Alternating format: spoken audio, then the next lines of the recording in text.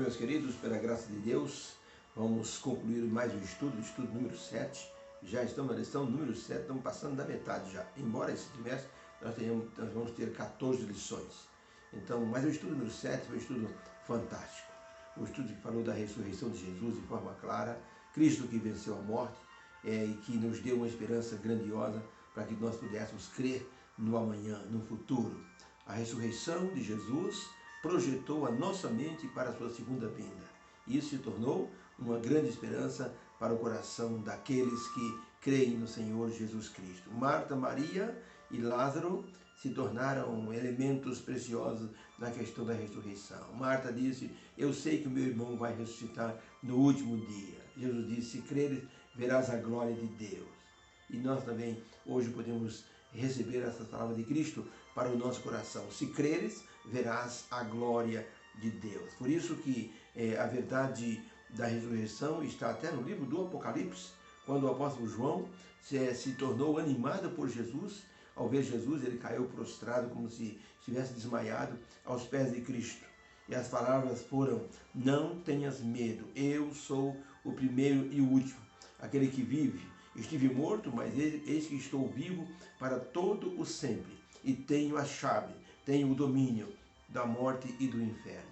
Apocalipse 1, verso 17 e verso 18. Quando nós olhamos para a ressurreição de Jesus, podemos dizer que existem formas diferentes de se olhar. Mark Rutherford, um grande pregador do passado, foi com sua filha para uma casa de verão que eles alugaram na praia. Quando entraram na casa, viram que a entrada era muito feia, dava para um lugar cheio de lixo, de situações inadequadas. E eles ficaram chateados, mas quando chegaram lá na frente, descobriram que haviam entrado pela porta dos fundos, pela entrada dos fundos. A frente era maravilhosa, havia uma paisagem linda, um mar maravilhoso, azul, uma areia branca com palmeiras ali ao lado. E eles disseram: puxa vida, que lugar maravilhoso. E passaram a olhar a casa de frente agora. Faz uma diferença olhar uma casa pela frente ou pelos fundos.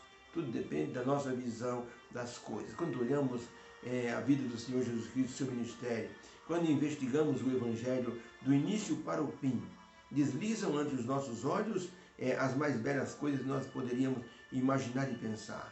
Nós vemos o nascimento do Senhor Jesus, vemos o cântico de Maria, examinamos na Bíblia os feitos de Jesus em seu ministério, seu amor, sua bondade pelo ser humano, seus milagres, seus discípulos aprendendo, e tudo é belo, até chegarmos na cruz. Aí então, tudo fica triste.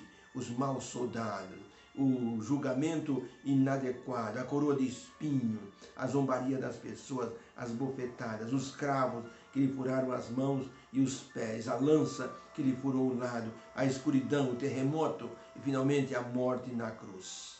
São cenas terríveis de serem assim imaginadas sobre o Filho de Deus. Não nos admira que os discípulos tenham fugido, pois parecia que ali era o fim de tudo. Ali terminava o ministério do Senhor Jesus diante da visão humana. No entanto, aquilo que parecia ser o final foi o princípio de tudo. E quando Cristo ressuscitou, todos cantaram de alegria. Todos os seus discípulos se regozijaram. Desde então, sua igreja tem louvado o Senhor pela libertação que ele conquistou no primeiro dia da semana. Todos os seus discípulos se regozijaram.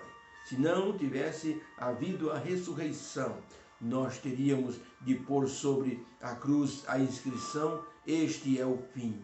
Mas o ressurgimento de Cristo põe o mundo todo a cantar: este é o princípio.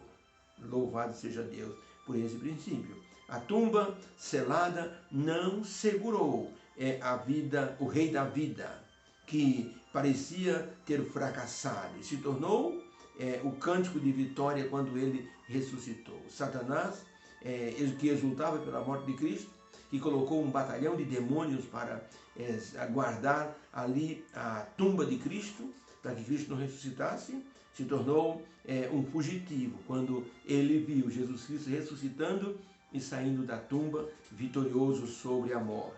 O anjo poderoso que veio saudar Jesus, chamar Jesus, espantou os demônios. E o diabo percebeu que ali era o fim do seu reinado, e ali estava decretado a sua morte e a morte dos seus seguidores para todos sempre. O grito que foi ouvido, ele ressuscitou, ecoou por todo o universo. E os anjos se alegraram com a vitória do seu comandante. Lúcifer, seus demônios se esconderam diante da gloriosa cena da ressurreição. Foi uma cena que iluminou o universo. Quando Cristo morreu, uma densa treva ocupou o Gólgota para encobrir o Filho de Deus agonizando e morrendo. Quando Cristo ressuscitou, uma luz gloriosa penetrou no universo inteiro. O Criador estava vivo outra vez. Por isso, o grito "Ele ressuscitou" ecoou por todo o universo e em cada estrela, em cada canto, assim, das constelações. Ellen White escreveu no livro Desejo das Nações, na página 789, a seguinte expressão: ressuscitou. Ressuscitou. As mulheres repetem e tornam a repetir essas palavras. Não há, pois, necessidade de especiarias nem de unção para ungir e embalsamar um corpo, porque o Salvador, ele está vivo e não está morto. Recordaram-se então de que, ao falar de sua morte, ele dissera que ressurgiria. As mulheres compraram especiarias, perfumes para colocar sobre o corpo, mas não necessitava mais.